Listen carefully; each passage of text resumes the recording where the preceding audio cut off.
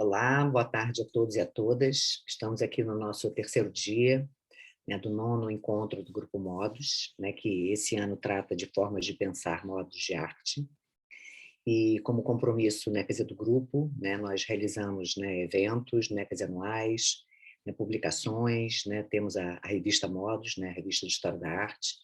E esse ano, né, nós resolvemos dar, né, quer dizer, espaço, né, quer dizer, aos nossos, né, quer dizer, ex-orientandos, né, justamente para sublinhar, né, esse compromisso também de formação de novos pesquisadores pelo grupo, né, já que o Grupo Modos, né, ele envolve, né, 6 programas de pós-graduação em artes, né, em universidades, né, públicas, né, do país, né, que envolve, portanto, quer dizer, a Unicamp, a UFRJ, a UNB, a URGS, a UFBA e a UERJ. Né, e isso, nesse sentido, né, nós vamos ver uma variedade, né, bastante instigante, né, quer dizer, de pesquisas, né, que foram formadas, quer dizer, pelo grupo, né, dentro, né, quer dizer, do escopo, né, dessa preocupação com as formas, né, quer dizer, de ver, de exibir, né, e de compreender, né, as questões ligadas tanto, né, quer dizer, às práticas artísticas, né, quanto às questões teóricas, né, históricas e historiográficas da arte. E hoje, né, lembrando que nós temos 2 sessões, né, quer dizer, em cada dia, uma que começa agora, né, quer dizer, às 4, depois uma outra mesa, né, às 18h30, e hoje nós temos o privilégio de termos só mulheres, né, pesquisadoras e artistas, né, aqui conosco. E, então, quer dizer, essa mesa, né, essa primeira mesa do dia, né, nós vamos contar, né, com a Cristiana Miranda e a Jancileide Souza dos Santos. Né, e vai ser bastante interessante, porque nós vamos ter casos, né, quer dizer, ligados, né, quer dizer, a uma pesquisa na Bahia e, né, para uma produção artística em vídeo, né, em Angola. Então, teremos aí, quer dizer, territórios, né, quer dizer, de tanto espaços, né, quer dizer, enquanto lugares e territórios, né, simbólicos e culturais, né, bastante interessantes. Não, nós vamos, então, começar com a Cristiana Miranda, né, que eu vou fazer aqui a apresentação. Ela vai apresentar, na verdade, Hidra, né, do Iguaçu, né, que é justamente vai tratar desse filme experimental em Angola. E Cristiana Miranda é cineasta experimental e pesquisadora no campo da imagem, fotografia e cinema. Tem doutorado em artes pela UERJ, né, justamente orientação, né, do nosso querido, né, Luiz Cláudio da Costa, com período sanduíche na Universidade de Mandume e eu não sei pronunciar isso assim, Nedemufaio, né, em Angola. Depois você, né, fala corretamente, tá, Cristiana? Bom, criadora e diretora do Festival Internacional de Cinema Experimental Dobra, participou de diversos festivais de cinema, mostras e exposições, incluindo o Crossroads Film Festival, Cinematheque São Francisco, Museum of Modern Art e Festival Cinéma Différent e Experimentaux de Paris. Realizou uma retrospectiva de seus filmes na Cinemateca do MAN, Rio de Janeiro, Pequenos Poemas, filmes de Cristiana Miranda, em 2017. E participou como curadora do encontro BAN Argentique Film Labs Meeting em Nantes, com o programa Polyvisions Mediations on the Uncertainties of Language, também em Nantes, na França, em 2016. Bom, Cristiana, agora a palavra é sua e vamos ver, né, o que você tem a dizer sobre a Hidra do Iguaçu, por favor. Boa tarde a todos. Obrigada pela apresentação, Marise. Quero começar agradecendo muito ao meu querido orientador, Luiz Cláudio, por esse convite, por essa oportunidade de poder estar aqui falando desse processo tão importante para mim, que foi o doutorado no Instituto de Arte da UERJ, especialmente a realização desse terceiro filme, que fecha uma série de 3 filmes que eu produzi durante os 4 anos de doutorado. É muito, muito, muito importante e muito bom mesmo poder estar aqui compartilhando com todos vocês. Também quero aproveitar para dizer que eu estou achando fabulosa a programação do Encontro da Revista Modos. Tem sido muito instigante para mim ouvir, né? Fiquei assim, realmente muito entusiasmada com as mesas que eu assisti ontem, e está sendo uma experiência assim, de muita vitalidade, poder conhecer os trabalhos, as pesquisas e ouvir, e realmente quero agradecer muito mesmo essa oportunidade, está sendo muito forte. Bom, A Hidra do Iguaçu é um filme que eu filmei em Angola. O meu objeto de estudo, que norteou o meu doutorado em artes, eu posso dizer de uma maneira assim, bastante sucinta e bastante compacta, que esse objeto de estudo está relacionado com a memória. É uma investigação em relação à memória que tem conduzido a minha prática artística e que conduziu a minha pesquisa ao longo dos 4 anos de doutorado. Essa pesquisa está em torno de estratégias cinematográficas experimentais de investigação da memória. Talvez seja uma forma um pouco mais para começar a falar um pouco melhor sobre esse processo. Então, são estratégias cinematográficas experimentais de investigação da memória, de enfrentamento dessa busca pelo conhecimento do passado e pelo entendimento do presente, que, de alguma forma, é um pouco como eu estou experimentando a memória nesse processo de realização desse cinema experimental que eu pratico. As minhas obras são filmes que partem de proposições e ações que se desenvolvem em formas abertas e que solicitam a imaginação de quem as recebe. Isso é muito importante de trazer desde o início, porque as formas fílmicas com que eu busco realizar esse cinema experimental, com que eu construo esses filmes experimentais e com os quais eu construí A Hidra do Iguaçu, em especial, que é o filme que a gente está tratando aqui, são formas abertas e são formas que não representam nenhuma experiência de história ou de memória ou de lembrança, mas que solicitam a imaginação ativa de quem recebe essa obra, de quem recebe esse filme. Eu compreendo o cinema como um exercício que ativa o pensamento. Isso é uma característica daquilo que eu estou chamando de cinema experimental, um cinema que exige uma participação ativa de quem está diante do filme. Acredito que os filmes, o filme em especial, A Hidra do Iguaçu, ele pesquisa a memória que atravessa o corpo. Isso também é algo que eu gostaria de salientar desde o início, que essa pesquisa em torno da memória é em torno de uma memória que atravessa o corpo, a memória que o corpo carrega, e é uma memória que é experimentada de maneira plural. Isso é uma característica dessa experiência de memória que está sendo vivida e praticada ao longo desses filmes experimentais. Tenho a compreensão de que o cinema, em especial, ele me fornece ferramentas poderosas para investigar a memória, uma vez que as estratégias cinematográficas de montagem, simultaneidade, durações diferenciadas, alternâncias e etc., são formas que também operam na nossa relação com o tempo. Portanto, compreendo que o cinema é uma linguagem especialmente poderosa para essa investigação de uma pesquisa sobre a memória, de uma pesquisa que enfrenta as formas da lembrança e do esquecimento de que é feita a memória. Bom, num certo sentido, a proposição inicial da Hidra do Iguaçu, ela é uma proposição que envolve percorrer lugares de memória pouco conhecidos da história colonial. Essa busca por esses lugares de memória é o que vai guiar, em que vai consistir essa proposição inicial que engendra muitas ações na construção desse filme.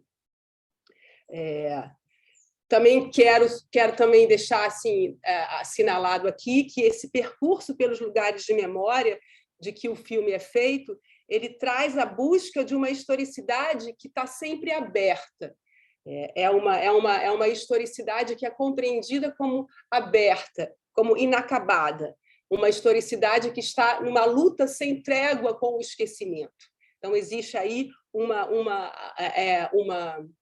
um campo de forças que atuam nesses lugares de memória e que me interessa estar presente, me interessa estar em embate.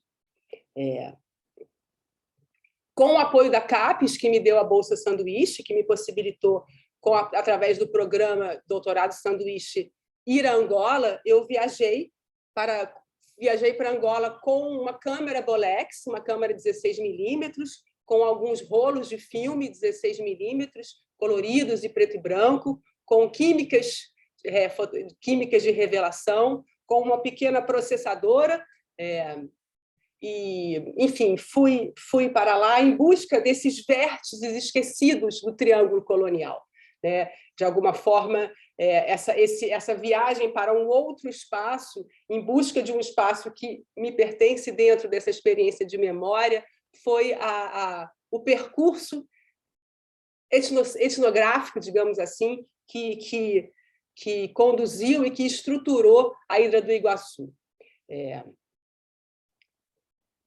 Diante dessa chegada em Angola, né, de alguma forma, a experiência de chegar em Angola ela vai construindo as formas fílmicas de que esse filme vai sendo feito, né? E é muito importante também trazer, no início dessa apresentação, que a chegada em Angola trouxe experiências muito fortes para mim como artista, que me fizeram perceber de uma maneira muito imediata, assim, absolutamente imediata, algo que o Lacan, que era um autor que eu estava lendo, assim, ao longo da pesquisa, né, essa ideia que Lacan identifica como a pré-existência de um olhar. Essa experiência de uma pré-existência do olhar foi uma experiência que marcou a minha chegada em Angola, né? Essa frase famosa do Lacan, que ecoava na minha mente, nos meus sentidos, ao longo, sobretudo, desses primeiros momentos em Angola. No total foram 6 meses de estadia, e essa experiência foi sendo aprofundada na medida em que eu fui caminhando por outras cidades em busca desses lugares de memória.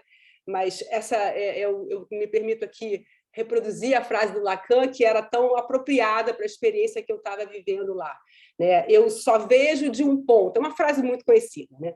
Eu só vejo de um ponto, mas em minha existência sou olhado por toda parte.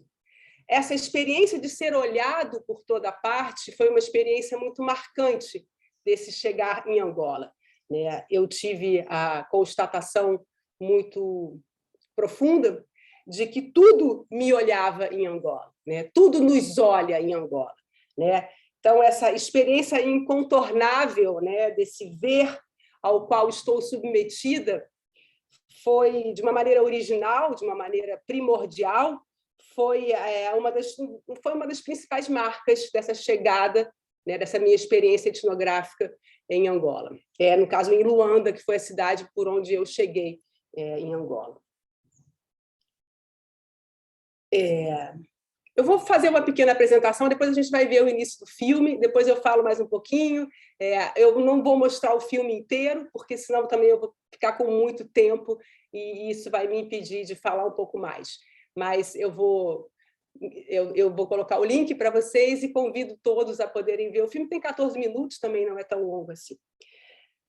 Esse percurso pelos lugares de memória da história colonial portuguesa, que nos une entre Brasil e Angola, ele me fez compreender com a minha própria experiência corporal, com a minha própria experiência de um embate diário e cotidiano nessa busca pelos lugares de memória, essa ideia que Pierre Nora tem dos lugares de memória como sendo, antes de tudo, restos. Eu também quero aqui fazer uma pequena trazer um pouco essa ideia, né, essa ideia de lugares de memória que vem dessa pesquisa de Pierre Nora, como lugares que são objetos no abismo, né? Essa ideia de lugares de memória como locais onde a imaginação e a construção simbólica trabalharam juntos e criando reconhecimento e pertencimentos que se enraizam no espaço concreto. Então, essa definição, que é do Pierre Nora, de lugar de memória, de alguma maneira estava um pouco conduzindo esse percurso físico, né, que me levou para o outro lado do oceano, em busca de alguns lugares que me pareciam importantes de serem conhecidos, né? E essa experiência etnográfica por Angola, em busca dos lugares de memória apagados da história colonial, fez com que eu também percebesse de uma maneira muito forte e que foi se tornando cada vez mais intensa, com que eu experimentasse de uma maneira muito forte, que foi se tornando cada vez mais intensa, uma ideia que é muito cara para o meu querido orientador, que é essa ideia do precário, né? O estado de ruína dos lugares de memória que eu encontrei e filmei nas cidades que eu conheci, que eu pude percorrer em Angola, Luanda, Benguela, Massangano, Chibia, lugares cada vez mais profundos dentro desse espaço, né, gigantesco que é esse lugar que nos une no continente africano, que é Angola. Os estados de ruína dos lugares de memória, eles me fizeram perceber, de alguma forma, foi um embate muito grande, foi um impacto muito grande, encontrar esses lugares no estado em que eles estão e da forma tão diferente, não que eles estejam destruídos de uma maneira absurda, mas houve uma surpresa, né, em encontrar algo que era muito diferente daquilo que, nas minhas pesquisas aqui, ao me preparar para a viagem, de alguma maneira eu imaginava, eu me preparava para encontrar. Então, encontrar esses outros lugares totalmente diferentes daquilo que eu estava, de alguma forma, me preparando para encontrar, fez com que eu pudesse perceber, né, a profundidade imaterial desses lugares.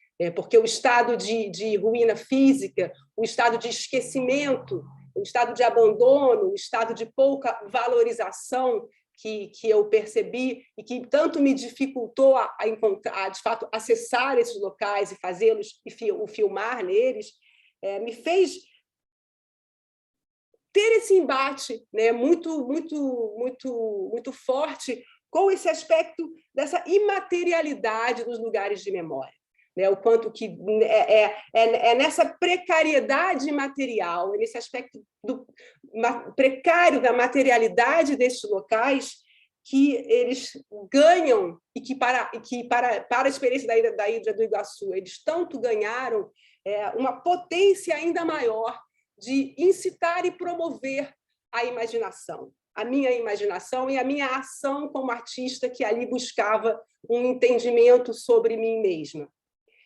Então, isso foi muito importante, porque, de alguma forma, isso fez com que, a partir da compreensão da experiência do filme, os lugares de memória deixaram de ser apenas os lugares físicos, né, dos monumentos históricos, mas também passaram a ser compreendidos nesse percurso espacial de adentrar cada vez mais no interior de Angola, me afastando do mar e indo cada vez mais para dentro das experiências internas e profundas, compreender que os lugares de memória também são árvores, rios, feiras, estradas de ferro, enfim, são espaços que, de alguma forma, têm materialidades que não eram exatamente aquelas que eu estava imaginando que iria filmar e que eu estava imaginando que iria encontrar como espaços que me respondessem algo sobre essa investigação acerca da experiência da memória. Bom, falando isso, eu vou mostrar um pouco, 5 minutinhos do filme. Marise, eu queria te pedir para você me avisar o horário, tá? O tempo que eu tenho, porque eu fico um pouco me empolgada com a fala e também mostrando, eu posso me perder nesse meu tempo, tá? Eu tenho quanto tempo que eu gastei falando? Por enquanto, deixa eu ver aqui, 25, você falou uns 15 minutos. Tá. Opa, é tudo isso já. Então, tá bom. Então, vamos ver. Eu vou compartilhar aqui a minha tela. Deixa eu compartilhar som, otimizar para videoclipe, perfeito. Então, eu vou colocar os primeiros 5 minutos do filme para que a gente possa ver juntos. Posso começar? Todos estão vendo? Sim. Pode começar.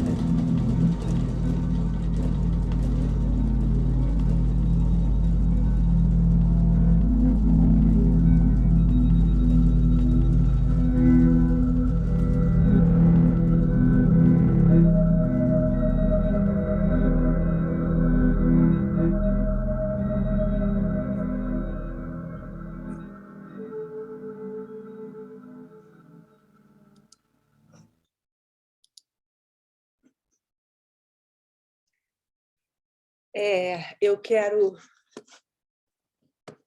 antes de passar, eu quero aproveitar a oportunidade para falar um pouco sobre o texto que acompanha as imagens, que é tão intenso, ele acompanha as imagens ao longo de todo o filme, mas especialmente no início, que são esses primeiros 5 minutos que nós vimos juntos, ele está bastante presente. Então, eu acho que é muito importante que eu fale um pouco sobre esse texto. Esse texto é um poema de Derek Walcott, que é um poeta caribenho, nascido em Castre, na ilha de Castre, na ilha de Santa Lucia, no Caribe. Derek Walcott foi um poeta que eu não conhecia antes de começar a fazer a Hidra do Iguaçu. Foi um poeta que eu descobri, que chegou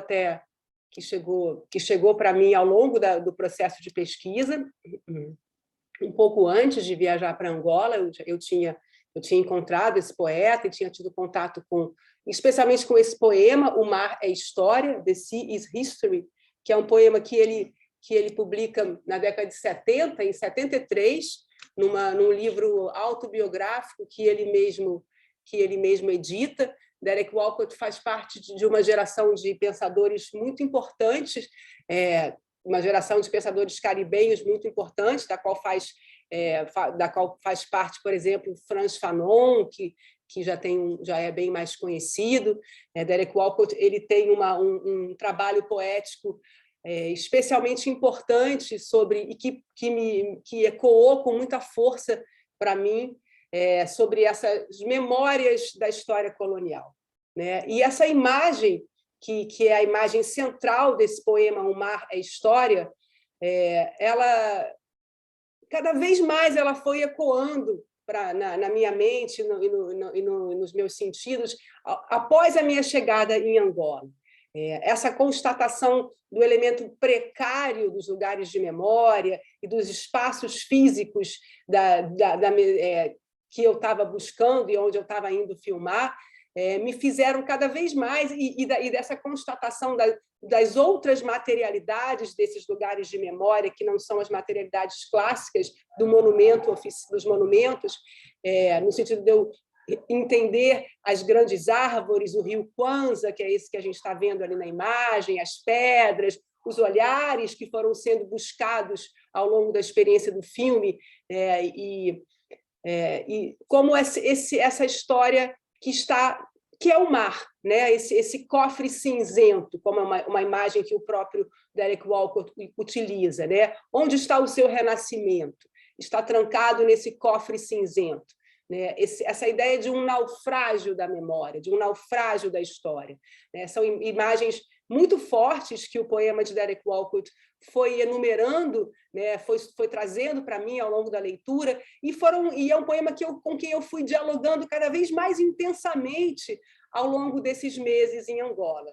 Então, quando eu sentei para editar o filme, esse poema me pareceu ser um poema indispensável, né, de estar presente em conjunto com as imagens. E Derek Walcott acabou se tornando, sem dúvida nenhuma, o principal interlocutor poético dessa obra, né? Ele está o tempo inteiro presente e com ele eu estou dialogando o tempo todo. Cristiana, tem 5 minutos, tá? Tá. Então, eu quero aproveitar esse final para... Bom, é claro que a Hidra do Iguaçu é uma experiência muito profunda, que inclui muitas coisas. Assim, eu realmente não poderia falar de tudo que ela traz em meia hora. Foi uma experiência de muitos elementos, tem muita coisa no filme, né? Então, eu quero aproveitar um pouco para falar esses últimos minutos, somente para um pouco... ter essa oportunidade também de compartilhar um pouco esse momento atual que eu estou agora após a defesa. A defesa da minha tese foi feita no final de 2019, no final de novembro. 3 meses depois começa a pandemia. Então, assim, em março de 2020 começa o momento da pandemia e isso trouxe todas as diferenças, tudo que nós já sabemos que trouxe, né? Enfim, e aí, diante disso, eu me vi um pouco com muitas limitações para dar continuidade aos projetos de outros filmes que a realização da Hidra do Iguaçu semeou dentro de mim, né? E acabei, de alguma forma, me envolvendo com um olhar sobre as imagens que eu fiz a partir dessa viagem. Então, eu quero compartilhar aqui um trabalho que é o trabalho que eu estou fazendo agora, para que a gente, de alguma forma, enfim, como uma oportunidade de poder compartilhar, e eu vou colocar aqui agora, tá? Ele está mudo, é um filme mudo, onde existe ali um enfrentamento das imagens, né? das imagens que ficaram nessa experiência que me pareceu tão grandiosa e tão infinita de lidar com essas... Eu vou dar o play, todos estão vendo? Sim, dá. Esse é mudo. Eu não vou poder colocar inteiro também, porque ele... Ah, não, é. Bom, quando terminar a meia hora, você me avisa, Marise, que aí eu fecho ele.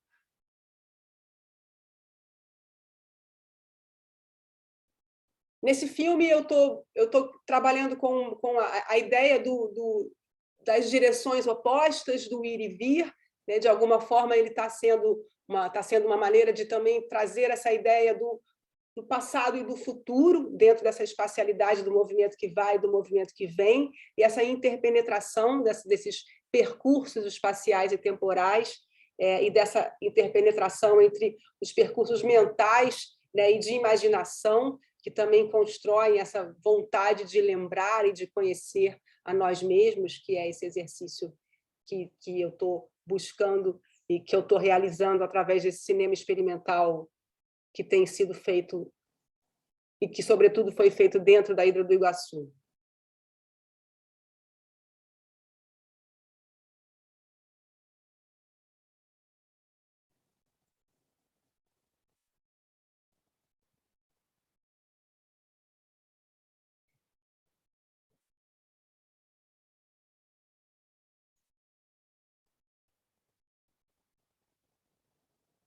É também um certo enfrentamento do aspecto também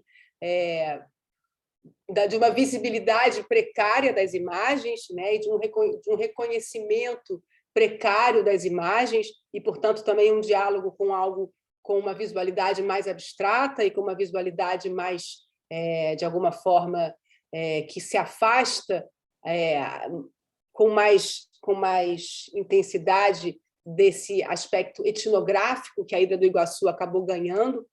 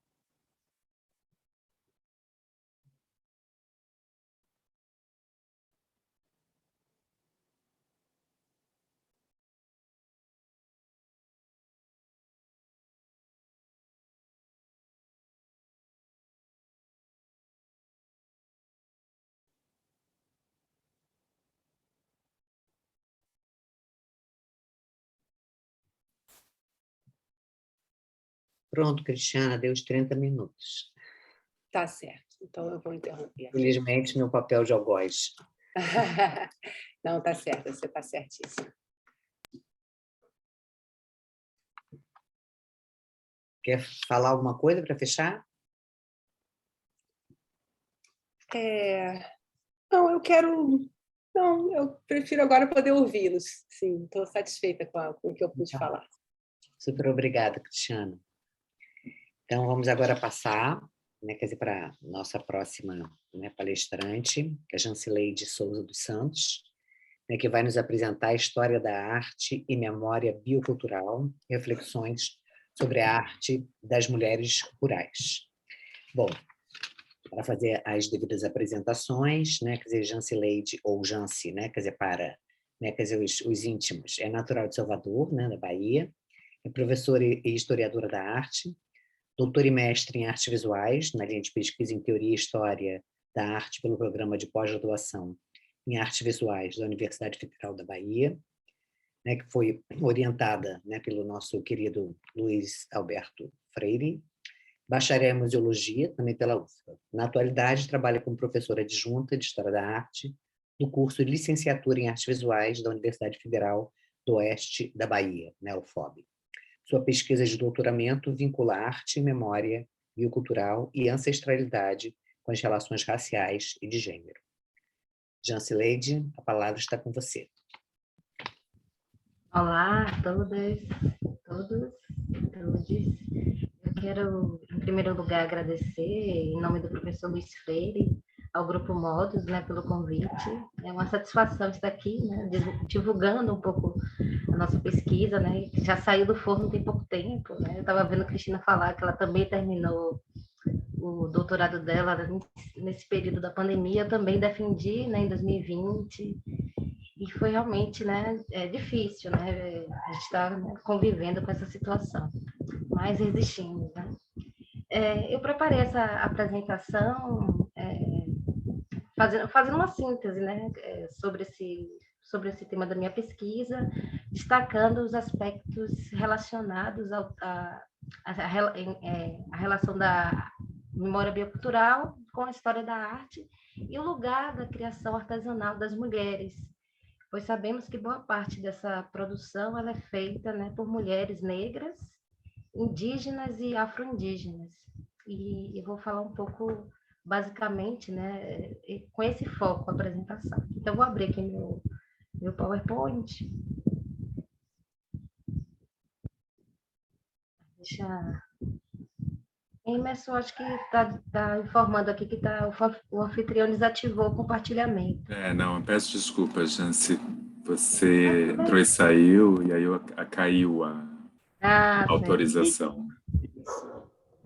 Pronto. Agora.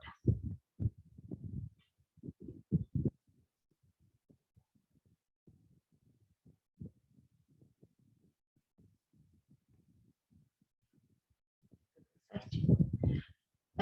Essa tese, ela foi feita, né, foi escrita, né, quase ao mesmo tempo, né, do meu ingresso como professora de História da Arte aqui na Universidade Federal do Oeste da Bahia. Então, eu entrei em 2014 e 2015 eu comecei a fazer esse doutorado.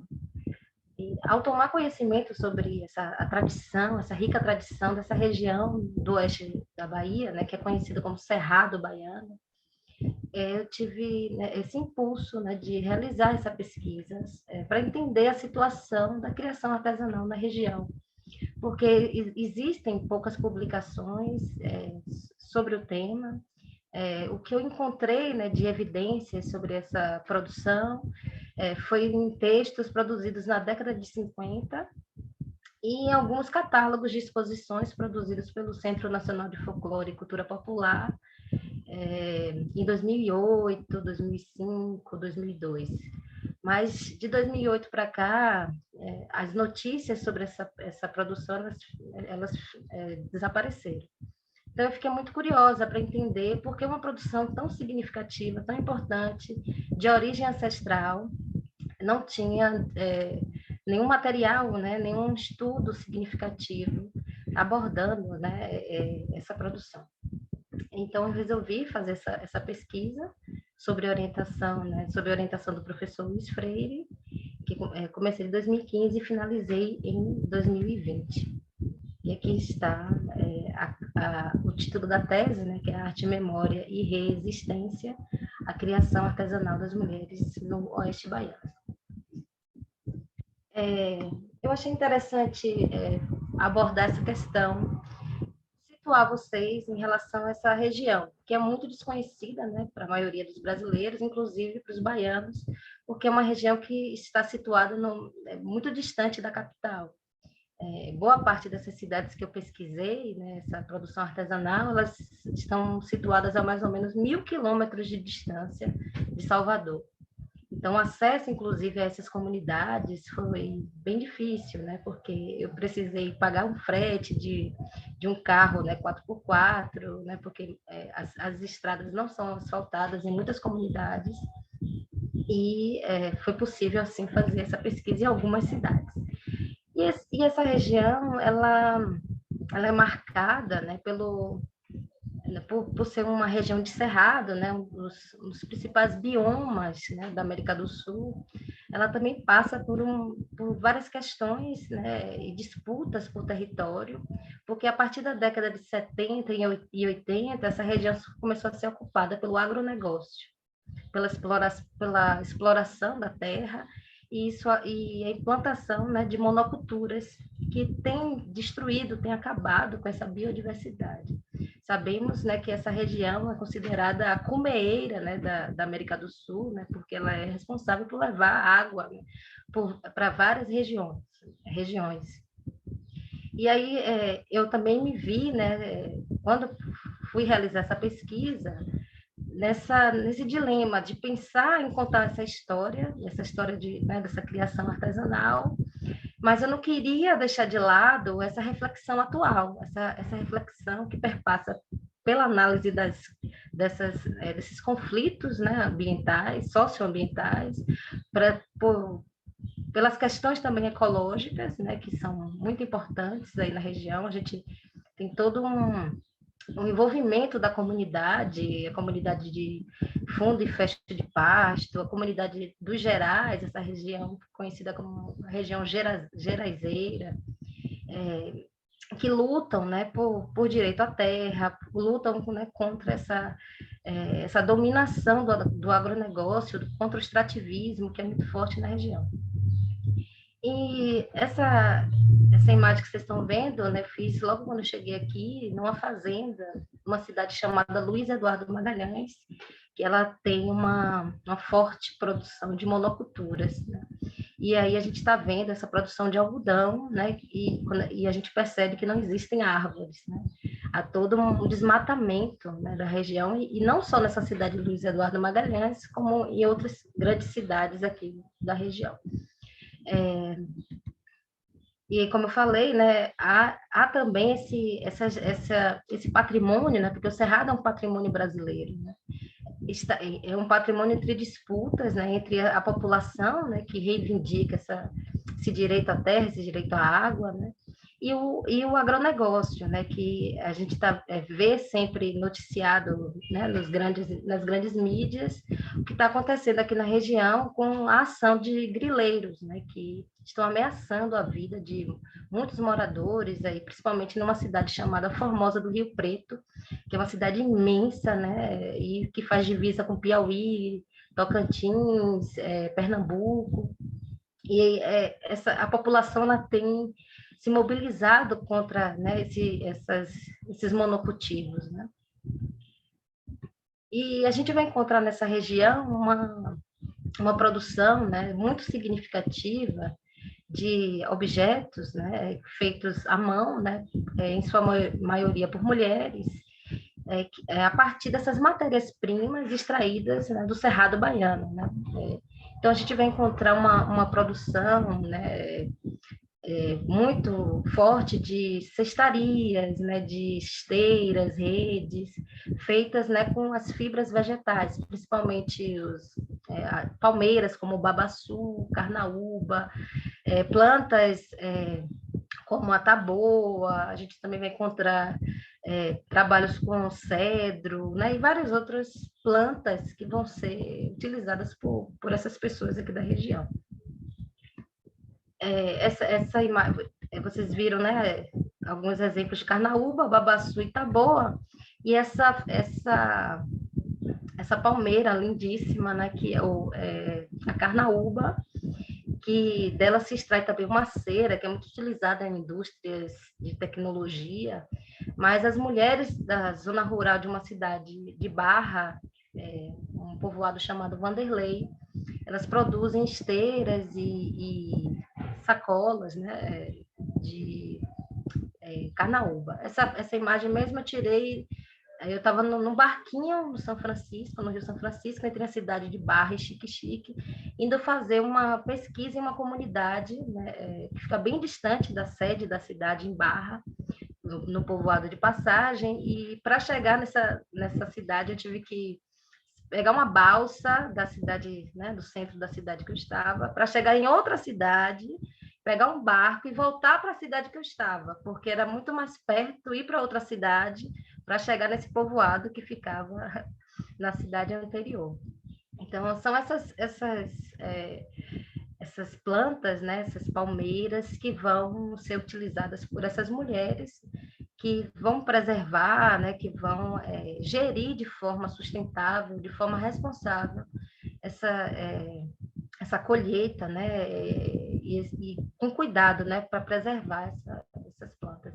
E vocês estão vendo aí outra produção muito forte na região, né, que é o trabalho com fibras de buriti, que é essa palmeira que a gente tem vários registros, inclusive na história da arte, dos pintores viajantes que registraram essas palmeiras, né, aqui no século XIX.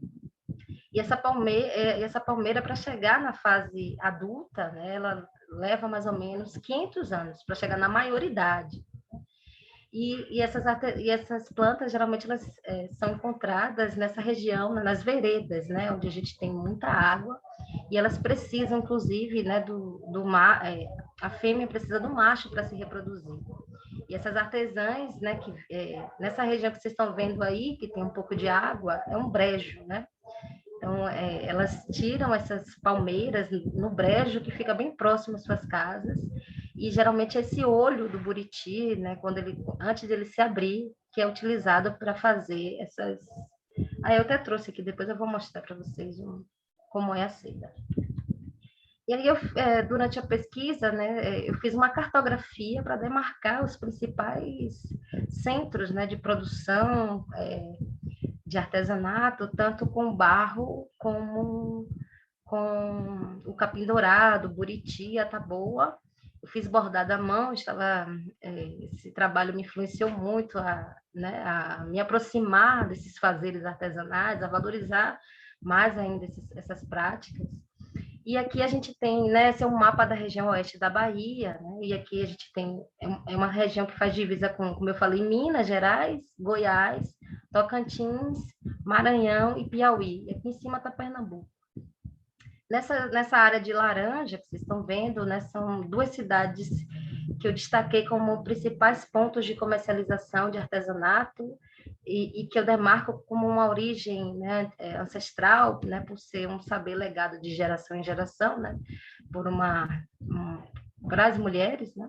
E aqui é a cidade de Barra, que é o grande centro, o principal centro, e aqui uma cidadezinha chamada Baianópolis, que não existe nenhum registro escrito sobre essa produção, e eu fui a primeira a escrever sobre essa produção, que eu descobri, por acaso, numa rodovia sendo vendidas cerâmicas, e aí eu consegui o contato e liguei para a prefeitura e fui lá nesse povoado chamado Lamarão, conhecer o trabalho de algumas artesãs. Nessa área amarela aqui do mapa, a gente vê essa produção de capim dourado, né, que é uma produção mais recente na região, mas ela é uma produção que tem uma origem indígena marcante, aí, principalmente nessa região do Jalapão, em Tocantins, né, que tem um parque do Jalapão, e as artesãs aqui dessa região próxima, né, que fazem divisa, elas aprenderam a técnica de trabalhar com esse capim, que na verdade é uma flor, né, que cresce muito nessa região do Cerrado, e muitas delas já tinham uma experiência, né, com o trabalho de trançados, com a palha do buriti. E aí então, houve um projeto que elas foram capacitadas para trabalhar com capim dourado, que a gente vê muito hoje, né, na televisão, né, que é, né, dessa região do Jalapão e Tocantins, mas aqui no Oeste Baiano a gente tem uma produção muito significativa. Outra produção também que eu destaquei no mapa, né, essa produção com a seda e a palha do buriti, né, nessa região aqui próxima a Minas Gerais, né, essa cidade de Cocos, que fica no Parque Grande Sertão Veredas, né, é uma cidade, a última cidade da Bahia que faz divisa com Minas Gerais, E é um lugar belíssimo também, e a gente vai encontrar artesãs que vivem, né, num povoado chamado de Porcos, Canguçu e Cajueiro, que produzem essas peças e que também tem marcada origem indígena por, né, por toda a técnica utilizada, né, pela forma de aquisição do conhecimento, os materiais empregados. E depois eu vou mostrar algumas imagens dessa comunidade para a gente perceber essa relação. E aqui vocês estão vendo no mapa o Rio São Francisco, né, que passa aqui na cidade de Barra. Em relação a essa produção com barro, né, que é talvez uma produção mais antiga e mais tradicional na região, eu pude perceber durante a pesquisa que boa parte dessa produção é feita por mulheres de origem humilde, né, e em sua maioria negras, né, que vivem, né, da venda, né, desses objetos, dessa arte, como uma fonte, né, principal de sobrevivência. Então, a gente vai encontrar várias localidades, né, aqui a comunidade, a Associação de Cerâmica Nossa Senhora de Fátima, que fica na cidade de Barra, que é a cidade mais antiga dessa região oeste, fundada aí no século XVIII, e aqui a gente vai encontrar todo um legado, né, de ensinamento, né, toda uma pedagogia de herança feminina, que até hoje ela é passada para os mais jovens, né? Aqui é outra cidade, né, outra região, né, a zona rural de Barra. Nessa mesma cidade anterior, a gente tem essa produção no povoado de Passagem, que eu falei para vocês que eu fui de barco, e a gente tem aí cerca de 15 mulheres, né, que trabalham produzindo nessa comunidade que é ribeirinha, né, fica bem do lado do Rio São Francisco, e elas a partir desse rio que elas extraem, né, esse barro para fazer essas pinturas, né, fazer o engobo.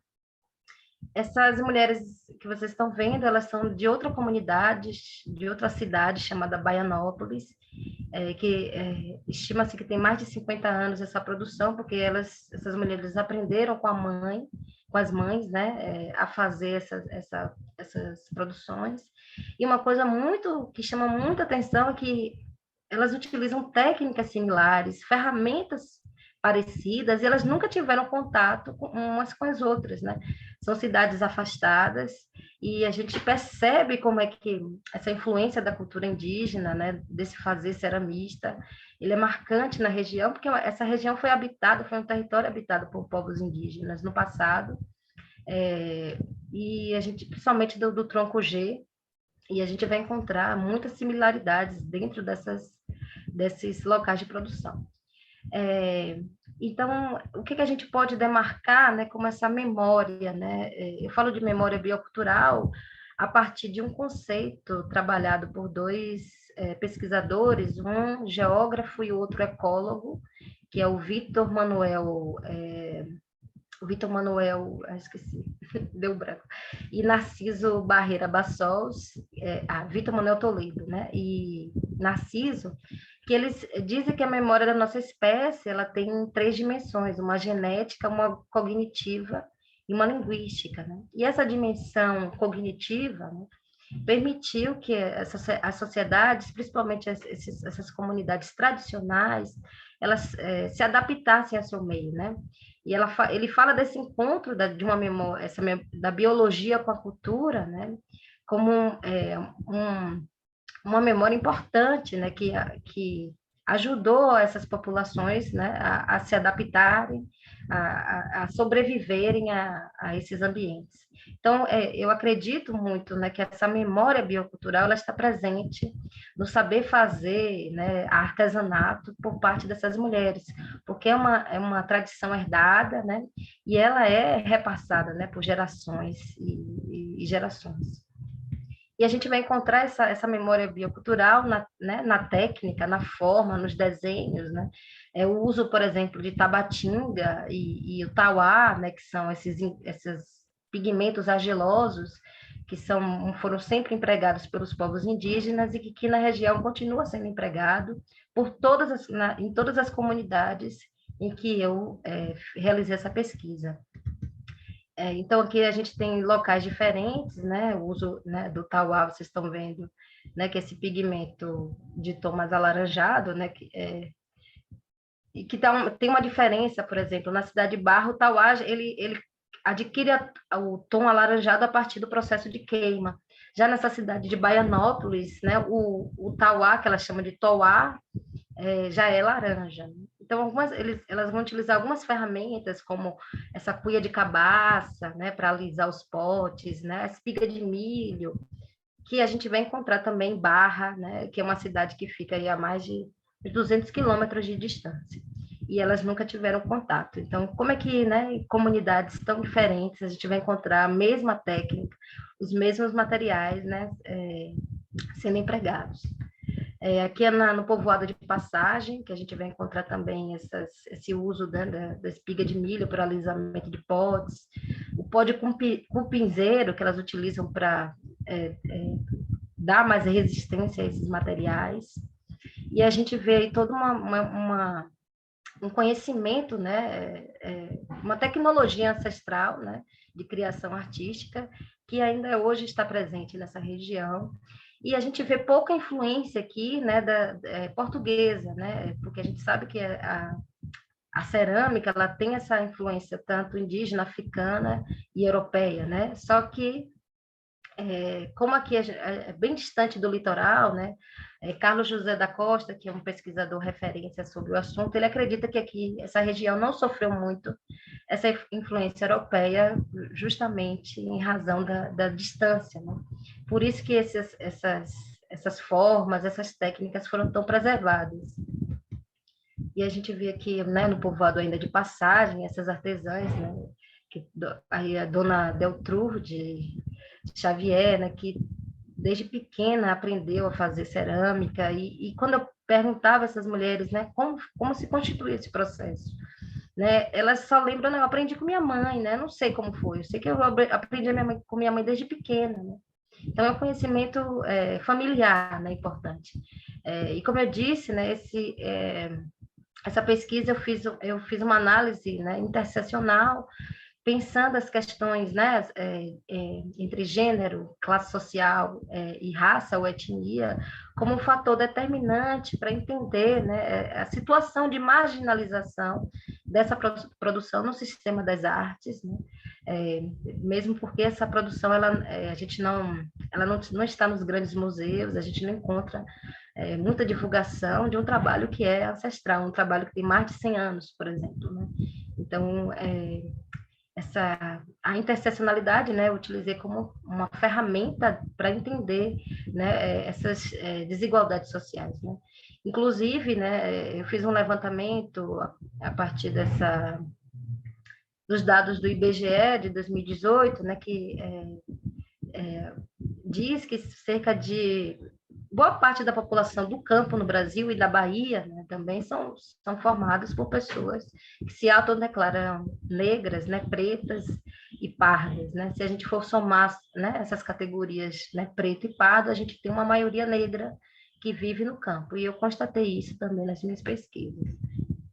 Então, aqui tem toda essa produção, né, de potes, inclusive eu falo um pouco na pesquisa sobre a matriz, né, empregada por essas artesãs, essa matriz gráfica, porque é muito incrível, como, né, fazendo comparações com outras produções no Brasil, né, e como esse motivo espiralado ele aparece em Minas, entre os índios Cadivel, entre a cerâmica de Minas, né, esse símbolo, né, ele está sempre presente. E elas também se atualizam, né, com novos temas, né, como essa representação das moringas moça, que é uma influência do Vale do Jequitinhonha, que não é tão distante daqui, né? Então, elas, né, a partir da década de 90, elas começaram a produzir essas peças, que já tinham sido feitas antes, em um período, só que elas pararam de produzir a partir da década de 90 com o Instituto Mauá, que é um instituto que, né, que zelava, né, prestava assistência a essas artesãs, que hoje, infelizmente, fechou. Elas aprenderam também a fazer essas moringas moças. e aqui a gente tem muitas miniaturas, né? Sempre temas relacionados ao cotidiano do Rio São Francisco, que banha a cidade, né? E a presença, claro, né, dos potes e moringas. Essas peças são do povoado de Passagem, né? Que eu acho uma das produções mais bonitas e importantes, né, dessa região. Aqui já é cerâmica dessa cidade de Baianópolis, no povoado de Lamarão, elas também utilizam esse motivo em espiral, né? Por incrível que pareça, sem ter contato com com a cultura de barra, né? Então, é um motivo também que pode ter uma origem, né? Dessa criação artística indígena da região, que aqui a gente, né, tem muitos registros de urnas funerárias, né? Muitos achados arqueológicos, né, que estão relacionados a essas populações.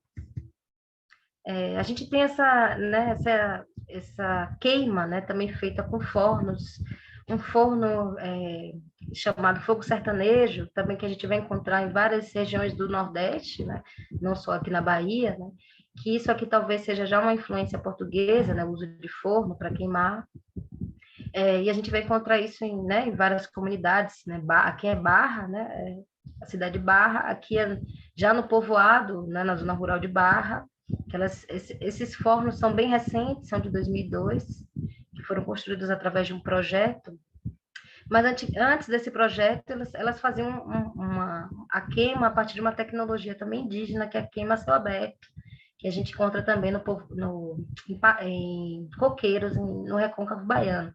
Então, essas imagens aqui, né, anterior ao ano de 2002, que elas ainda produziam, né, com essa tecnologia antiga, né? E hoje elas já utilizam, né, os fornos de cerâmica.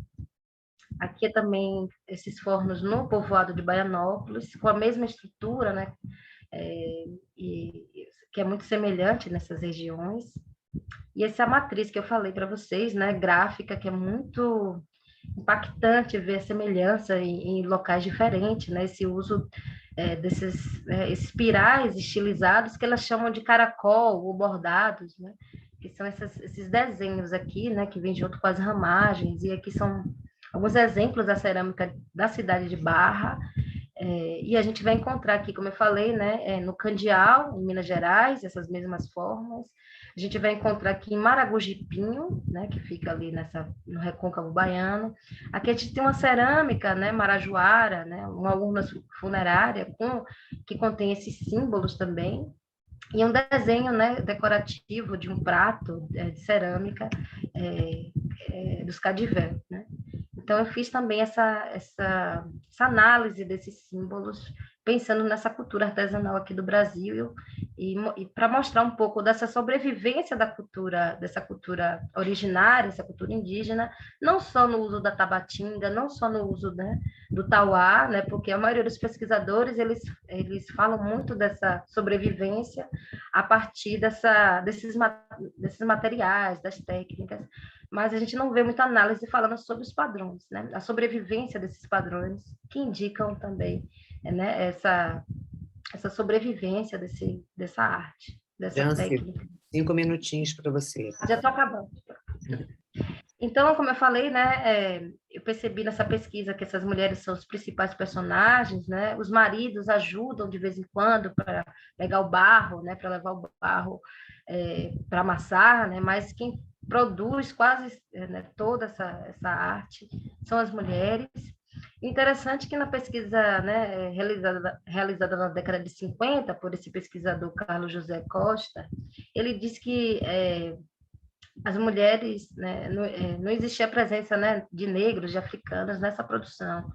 Mas curioso que hoje, né, boa parte dessas pessoas que produzem artesanato, né, no interior são mulheres negras, o que mostra que a sobrevivência da arte, dos fazeres, né, desse saber fazer indígena, ela sobrevive graças também à atuação, né, dessas mulheres negras. E a gente vê que todo esse aprendizado é feito, né, desde tenra infância, né? As artesãs todas aprenderam a fazer artesanato quando elas eram pequenas, com as mães, com as tias, e hoje elas ensinam suas netas, né, as suas, né, sobrinhas. Aqui tem a artesã Maria Aparecida Araújo ensinando a neta a fazer cerâmica, né? E aqui essa imagem que sempre tem a presença de crianças nesses ambientes.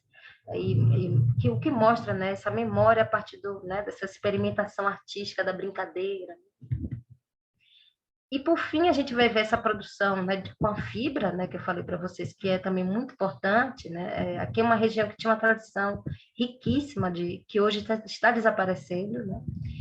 Então o buriti, né, que já falei para vocês que é essa planta que cresce nessa região do Cerrado, e que elas retiram a seda e a palha, que é a seda, né, do buriti, elas tiram desse olho, né, e fazem as redes, né, as esteiras com esse fio aqui. Então, a gente vai encontrar nessas comunidades, né, ainda casas com telhados de buriti, né, elas utilizam todo o buriti para fazer, os talos elas fazem bancos, né, a gente tem os telhados das casas, né, as coberturas das casas, nesse povoado aí, Portos, né, que tem uma rica tradição de fiação e de tecelagem. E aqui eu mostro essas etapas, né, mais ou menos, né, desse processo de separação de palha e de seda, né, depois esse momento que elas botam para secar, para depois tingir a seda com pigmentos naturais. Então, há todo um conhecimento sobre plantas do cerrado, né, toda uma tecnologia mesmo de criação artística que vai sendo passada de geração em geração, né? E aqui é o brejo, né, essa foto aqui, vocês estão vendo, eu estou aqui junto com a artesã, ela me mostrando, né, o olho do buriti para fazer essas redes e esteiras, né? E a gente vai encontrar também outras matérias-primas, né? Elas utilizam o pequi, né? O pequi que é muito conhecido aqui nessa região, né, do oeste baiano e do centro-oeste, né? O pequi é utilizado para fazer a pigmentação preta, né? A gente vai ver a utilização de entre cascas e cascas, né? Urucum. Boa parte dessa produção, né, é feita com matérias-primas naturais. E elas têm todo o conhecimento, né, sobre essas plantas e todo o cuidado, né, também né, nesse processo de coleta, porque elas sabem que se elas tirarem de qualquer jeito, aquelas plantas podem não se reproduzir. Tem uma coisa que eu vou mostrar para vocês em segundo. Essa raiz aqui, acho que não sei se vocês conhecem aí, a maioria das pessoas acha do Rio, né? É o açafrão, a cúrcuma, né? Essa plantinha linda. E elas fazem um tom com esse açafrão, né? Pigmenta amarelo, laranja. Deixa eu cortar para vocês verem, né? Ó. Você percebe que é uma raiz, né? Também ótima para a saúde, né? E elas utilizam, né, esse rizoma, né, para fazer essas pigmentações. E aí a gente vê todo esse trabalho belíssimo também, né? Inclusive a forma também tem uma influência forte das comunidades indígenas, o estilo, né, a forma de urdir. Elas utilizam urdidores feitos por elas mesmas, né? Elas utilizam esses bilros rústicos para fazer esses tapetes. Eu tenho aqui atrás tem uma tapeçaria que eu comprei, né, feita por essa artesã que vocês estão vendo, né, a Natalice. E essa produção mais contemporânea de capim dourado, né, que essa flor, né, sempre viva que cresce aí nessa região das veredas também, e que as artesãs estão utilizando muito para produzir esses objetos, chapéus, bolsas, cestos, e tem garantido a sobrevivência também, né, uma fonte de renda para essas mulheres que moram nessa região que é muito... que elas sofrem, né, com os ataques dos fazendeiros, dos grileiros que querem, né, tomar o território dessa população, que muitas dessas populações são remanescentes de quilombos. Então, a gente vai encontrar ameaças à permanência dessas pessoas nesses territórios. Aqui são alguns cestos. Por fim, essa última slide, né, elas também produzem xaropes fitoterápicos, com todo esse conhecimento que elas têm, né, sobre a preservação do meio ambiente, sobre a biodiversidade do cerrado, que tem garantido a preservação dessas plantas. Então, minha apresentação, eu quis mostrar um pouco dessa relação entre, né, meio ambiente e produção artística, e mostrar que esses fazeres, né, eles só estão aí por conta da sobrevivência dessa memória biocultural, né, e graças também, né, esse conhecimento que as mulheres têm, né, sobre essa biodiversidade, sobre esse patrimônio. É isso. Obrigada, Jance. Bom, essa mesa, né, foi, né, memória na veia, né? Comentar, né, quer dizer, né, desse ponto, né, quer dizer, são, de certa maneira, dois resgates, né, quer dizer, de modos, né, quer dizer, diferenciados, né, quer dizer, dessas memórias e a maneira, né, quer dizer, de tratá-las. Mas eu vou começar, quer dizer, com a Cristiana, que eu já tenho algumas questões aqui, depois eu vou passar para o público, né? Quer dizer, eu tenho aqui a vantagem de ser mediadora, então eu posso começar, né? Bom, uma pergunta, eu não sei se eu perdi o fio da meada, mas eu queria saber por que é a Hidra de Iguaçu. Marisa, eu estava pensando a mesma coisa. Eu queria saber. A minha pergunta seria... Eu coloquei a mesma pergunta. O que é Hidra do Iguaçu? Eu até sei um pouco, mas ela não falou, eu acho. Eu acho que não, né? Então, é uma das questões. Mas, quando você passou o filme, quando você falou, a gente está tratando dessas questões né, de memória, que são camadas, né? Você tem várias imagens acontecendo ali pelo lateral, pelo fundo, né? E eu queria entender, quer dizer, melhor, quer dizer, esse conceito que você estava usando, né? Primeiro, quer dizer, por que um filme de 16mm, né? Diante de hoje de tantas tecnologias e possibilidades, né? Se essa questão das falhas, porque a gente vê algumas falhas no filme, né? Se é proposital, né?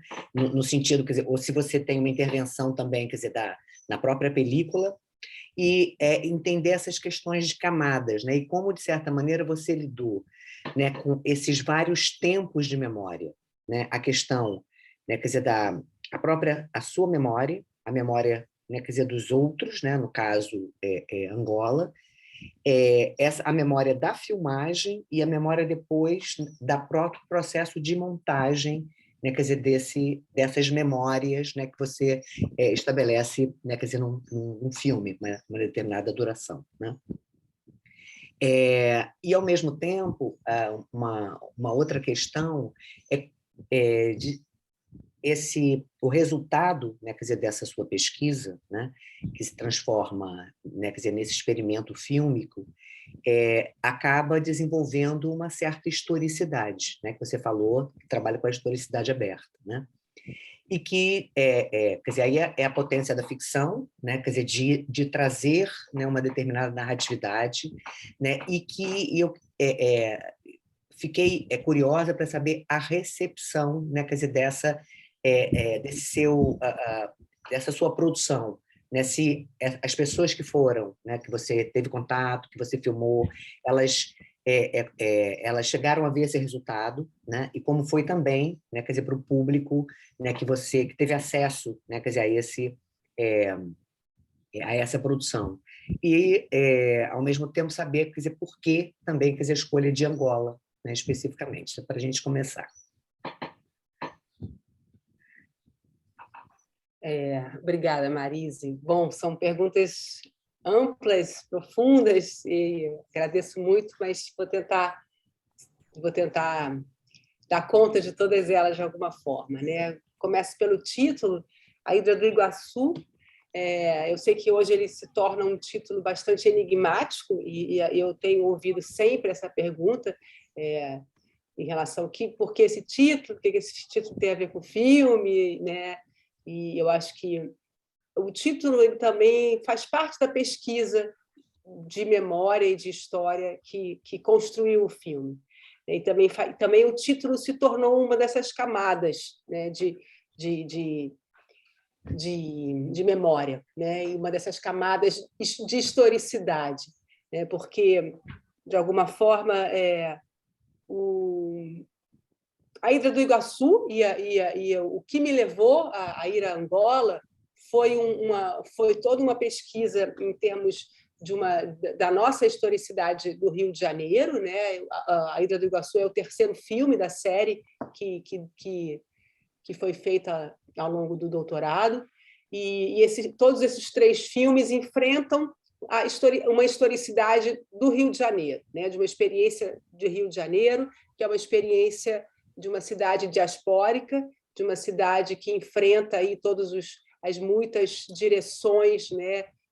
Da qual, usando assim um pouco essa imagem que a Jancileide trouxe de um bordado do mapa, né? Eu achei isso me chamou muito a atenção, achei muito lindo esse bordado, e essa imagem do bordado ela está presente um pouco também na minha forma como eu lido com a história, né? Porque de alguma forma o bordado ele tem o verso do bordado, né? Tem as linhas por trás do bordado, que muitas vezes são linhas que têm formas muito diferentes daquele desenho que o bordado nos mostra, né? E a minha pesquisa pela história ela é uma pesquisa por esse verso do bordado, por essas linhas por trás, né, que estão por trás do desenho que a história com o qual a história se apresenta para nós, né? E nessa busca pelas linhas escondidas da nossa experiência histórica, o meu doutorado ele foi de alguma forma contemporâneo das grandes mudanças e reformas que o Rio de Janeiro passou ao longo da preparação para os grandes eventos internacionais de Copa do Mundo e de Olimpíada, e, portanto, os 4 anos do meu doutorado foram contemporâneos da descoberta do Cais do Valongo, né? E essa descoberta foi marcante, eu acho que para muitas pessoas, para muitos artistas, né? E no meu processo histórico ela foi especialmente marcante, e essa descoberta do Cais do Valongo inaugurou uma espacialidade na construção desses filmes, dessa série de filmes que foi a série do doutorado. Então, essa série começa no Jardim Suspenso do Valongo, enfrentando esse espaço, esse monumento histórico, que é o Jardim Suspenso do Valongo. Depois, o segundo filme ele é feito na Rua Camerino, na rua ali do Museu dos Pretos Novos, numa escola que hoje é um centro cultural, que era uma escola que foi construída por Dom Pedro II, que é uma espécie de um lugar de memória aí do segundo reinado, né, desse Rio de Janeiro, dessa área portuária, mas já envolvendo ali uma presença feminina nos casarões do segundo reinado.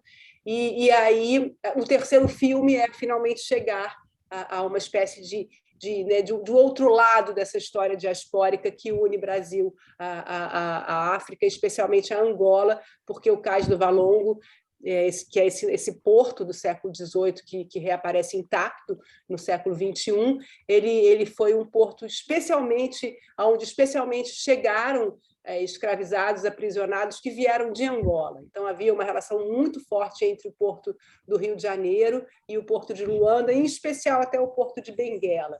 Então, de alguma forma, nessa busca aí por essas pedras escondidas da nossa história, por esses traçados ocultos da nossa história, e especialmente por esse momento do enfrentamento, da descoberta do Cais do Valongo, de toda essa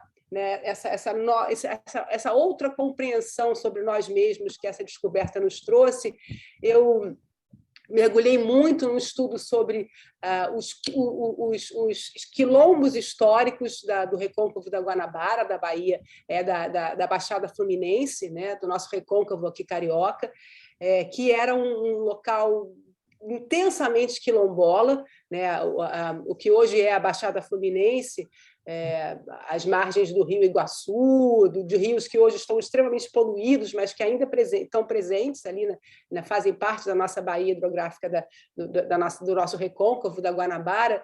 Esses locais eram locais de muitos quilombos, de quilombos incontáveis e invencíveis, num certo sentido, né?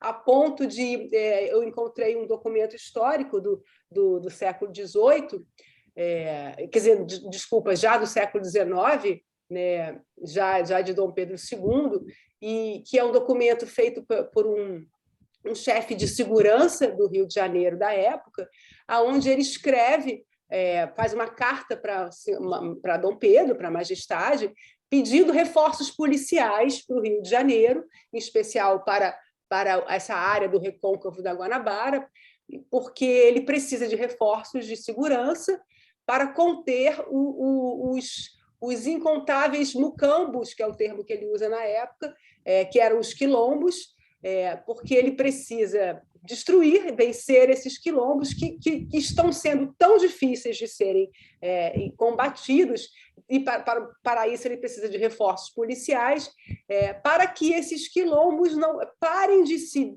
multiplicar a forma da hidra. Ele usa esse termo, né? Como a hidra, como o monstro da hidra, né? Que é esse ser mítico que você corta uma cabeça e nascem duas. Então, essa imagem, né, para matar a hidra, né, isso é o nome de um texto histórico que fala sobre esses quilombos antigos da Baixada Fluminense, e essa imagem, né, da hidra do Iguaçu veio me acompanhando, né, nessa busca aí também de construir a pesquisa histórica que me leva para Angola, né? Que me leva para esses povos bantus umbundos, e que me leva para o rio Kwanza, né? Que é, de alguma forma, esse local de onde teriam vindo esses quilombolas que acabaram por construir essas áreas quilombolas no Rio de Janeiro. Em Nova Iguaçu, hoje, existe uma favela que tem o nome Kwanza, que foi originalmente um quilombo, que era um quilombo que tinha esse nome Kwanza, que é o nome do rio Kwanza, que é esse rio que a gente viu a imagem aqui, que é o rio que eu fui filmar, que foi um rio fundamental, né, no percurso diaspórico de trazer os prisioneiros pelo rio Kwanza até Luanda ou até Benguela, e de lá atravessarem o oceano. Então, a Ilha do Iguaçu, de alguma forma, eu fui a Angola em busca dos lugares de memória desse espaço da diáspora, e o que eu encontrei lá foi tudo muito diferente do que eu estava preparada, imaginando, mas a imagem dessa hidra do Iguaçu permanece sendo a imagem que é o filme, que sustenta o filme. Então, ela ficou muito encoberta, de alguma forma, pelo que o filme se tornou, né? Mas ela está presente ali. Ela é uma das camadas dessa historicidade aberta e em conflito, né, com o esquecimento permanentemente, que constitui a experiência experimental do filme, da Ilha do Iguaçu. A tua outra pergunta foi sobre os aspectos da imagem, né? Sobre o 16 milímetros, os resíduos, etc. Tudo isso também é um assunto muito forte na minha pesquisa, porque esse enfrentamento da história, essa postura investigativa em relação à história, ela também está presente no meu fazer cinematográfico e está presente no motivo pelo qual eu escolho filmar em película em 16 milímetros, em pleno século XXI, em pleno tempo aí dos 4 ou 8Ks, né? Porque, de alguma forma, usar essa máquina analógica de filmar, que é uma câmera 16 milímetros, que é uma câmera de corda, que é uma câmera totalmente mecânica, é uma câmera, num certo sentido, amadora, né? Que é uma câmera do pequeno formato, que não faz parte dessa estrutura do padrão técnico comercial do cinema. É uma maneira com a qual é uma maneira também de alguma forma, eu utilizar o cinema na sua materialidade também, né? Porque essa materialidade histórica que eu estou buscando, ela também o cinema também tem uma materialidade histórica. O cinema também tem uma história que é material e técnica. E essa história que é material e técnica, ela é uma história que não é isenta de questões políticas e simbólicas e estéticas. Então, a minha escolha por uma técnica antiga, uma técnica anacrônica do filmar, que é essa técnica analógica em 16 milímetros, é também uma escolha por afirmar que o cinema tem uma história e que o cinema tem muitas formas de filmar, né? É também uma maneira de entender essa passagem técnica do analógico para o digital, que faz parte hoje da nossa história, das imagens, né? E entender que essas técnicas, essa tecnologia cinematográfica, ela também inclui uma multiplicidade de tempos, né? Se nós hoje temos a tecnologia digital, do 4K, do 8K, ou da internet, do streaming, etc., isso não significa que o filmar em película não exista mais. E a persistência da película ela é muito cara para esse meu cinema experimental, que inclui essa pesquisa histórica, porque, de alguma forma, essas coisas se juntam. Também uma pesquisa histórica em relação ao filmar e em relação à minha experiência histórica de brasileira, de carioca, enfim. Esse assunto é muito longo para mim, Marise. Realmente é toda uma questão com a materialidade da película, com a presença de uma matéria líquida, porque a película ela tem uma característica que a diferencia gigantescamente da imagem eletrônica, que é o fato de que ela tem que ser revelada numa câmera escura, mergulhada em líquidos que eu levei para Angola, trouxe de volta, enfim. Então, tem toda uma materialidade líquida também nessa técnica analógica de filmar, que é muito importante na minha poética e na minha pesquisa. Enfim, mas eu fico por aqui, assim, nessa pesquisa, porque eu acho que também vão surgir outras, nessa pergunta, quer dizer, que vão surgir outras e eu quero poder, de alguma forma, acompanhar todas as perguntas. Tá ótimo. Obrigada, Cristiana. Bom, Jacileide, é um trabalho incrível, né, que você fez, né, desse mapeamento, né, porque a gente vê, quer dizer, como essa devastação, né, quer dizer, que é promovida pelo agronegócio, né, tem ameaçado, né, consequentemente, um equilíbrio ecológico, né, que a princípio a gente pensa de imediato, mas a gente vê exatamente um reflexo direto, né, quer dizer, nessa produção, né, quer dizer, artesanal dessas comunidades, né? Então, e é incrível que ainda, quer dizer, não se tenha, né, levantamento, né, como você falou, que ninguém tinha estudado, que você tem, né, uma determinada comunidade, né, e que a maioria dessas produções, né, quer dizer, não tenha recebido a devida importância, né, em relação a sua própria poética, né, e mesmo aos seus usos e às suas simbologias. E em relação, o que me chamou mais a atenção não sei se você chegou a estudar, em relação, quer dizer, aos usos dessas peças, né, quer dizer, o seu uso operacional, né, você apresentou até, eu estou falando mais nas peças de cerâmica, né, até algumas esculturas, mas a maioria é peça utilitária, né? Inclusive tem umas jarras enormes, eu falei, gente, para que será que servem essas, né, vasos enormes hoje? Né? Porque a gente sabe que tradicionalmente nos povos indígenas a gente encontrava muito como urnas, né?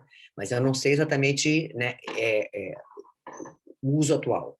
Em relação a essa questão das persistências da forma, eu lembrei muito do Gottfried Semper, né, que, né, vai desenvolver toda a ideia de que uma determinada técnica leva a uma determinada forma, e é a manipulação, que é claro que vai se contrapor ao Hegel, né, que é a questão toda do Isselfragen, mas, enfim, se você chegou, quer dizer, a pensar nessa questão, quer dizer, da técnica, e, ao mesmo tempo, o trânsito desses grupos, né, essas tradições vão passando, né, quer dizer, de gerações em gerações, uma casa com outra pessoa de uma outra cidade, que vai para outra cidade, e isso vai, né, na medida do fazer. Eu lembrei muito do Richard Sennett, né, naquele livro O Artífice, né, que vai mostrando como essa questão, como a mão pensa, né, e como, né, quer dizer, esse manejar e esse aprender a fazer, né, acaba também, né, levando à perpetuação de certas tradições, né, de forma e de matriz, né,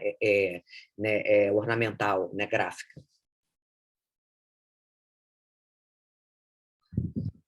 Bom, Marise, em relação a esse uso, né, depende da comunidade. Porque o que eu percebi é que a população em geral, né, a comunidade onde essas artesãs vivem, não consomem esses objetos, né? Em algumas comunidades elas usam assim, a gente vasos de plantas, algumas panelas, moringas, porque aqui na região houve uma mudança significativa em relação ao desenvolvimento também das estradas, das rodovias que não existiam hoje. Aqui tudo era feito pelo Rio São Francisco e seus afluentes, a navegação. Então, a partir do momento que surgiram as estradas, né, houve uma mudança também nas necessidades, né, porque esses produtos, esses potes, né, essas moringas, eram muito consumidos pelo pessoal da zona rural, das fazendas. porque não existia geladeira, né? Não tinha energia elétrica, né? Então, muitas comunidades ainda não têm energia elétrica. Então, eles utilizavam como reservatório, né, de água. Então, o que eles disseram, que o que eles sentiram muito com essa mudança foi essa diminuição também das encomendas, né, por conta dessa necessidade que já não existe mais, né, de conservar água, né, em potes de cerâmica, né, em filtros de cerâmica, apesar de hoje a gente usar muito filtro, né, mas houve essa mudança mesmo, né, de econômica, mudança social, né, fez com que essa produção ela não fosse muito consumida pela população local. Não quer dizer que elas não consumam, né? Consomem, mas não como antigamente, não como 30, 40 anos atrás, né? Em relação a essa sobrevivência, esse uso de deixa eu fazer só um adendo aqui. O preço dessas peças em relação a peças que são encontradas no mercado, como de plástico, de resina, né, para a gente ter uma... Como é que... Essas peças são baratas. Inclusive, foi interessante você tocar nessa questão desses plásticos, que elas, nessa cidade de Barra, ela disse que houve a diminuição das compras por conta desse plástico que chegou na cidade, que as pessoas começaram a não querer mais usar cerâmica para guardar nada, porque já tem o tapué, né? Então, para que eu vou usar, né, um barro? Então, porque não há também um trabalho de conscientização, né, com a comunidade em relação à história dessa produção, valor artístico e cultural, né? Então, a própria comunidade ela precisa ter um trabalho mesmo de educação, né, para valorizar essa produção. Em relação à produção com, por exemplo, as fibras, né, as esteiras, as redes, eu conversando com as artesãs, a gente vê elas usando em casa, né, as esteiras, as redes de dormir, só que o processo é tão trabalhoso, né, para produzir uma esteira, elas levam um mês para produzir, né, porque às vezes quando tem ajuda pode, né, o trabalho é mais rápido. Então elas ficam com pena de utilizar as redes, né, porque elas acreditam porque dá tanto trabalho e vai sujar se a gente deixar aí, né? Então elas preferem utilizar uma esteira comum para não usar a esteira feita por elas, mas há uso também, só que não tão, né, não é tão significativo, né? É uma produção muito feita para venda, né, para comercialização. Em relação, quer dizer, à questão, quer dizer, dos desenhos, né? O que eu pude observar é que elas essa técnica, né, essas formas, né, elas dizem que todas dizem, eu não sei, eu aprendi com minha mãe, né? Todas é uma memória que elas têm sobre essa, né, a forma, o desenho. Elas não sabem, elas não aprenderam com um professor, ninguém ofereceu um curso para elas, né? É uma memória familiar, né? Que elas adaptam, elas transformam, né? Conforme, né, os novos aprendizados que elas vão adquirindo, né? Às vezes a influência também externa, alguém encomenda uma coisa, elas fazem diferente, mas é o aprendizado familiar mesmo que conservou, né, essa memória familiar, né? Que conservou esses padrões, né? Essas formas. Obrigada, Jânsia. Eu vou emendar aqui com duas perguntas. Uma é da Ana Cante, né? Muito boa a sua pesquisa, Jancileide. Queria saber se elas assinam individualmente ou colocam alguma marca que identifique cada cerâmica como a de seu grupo.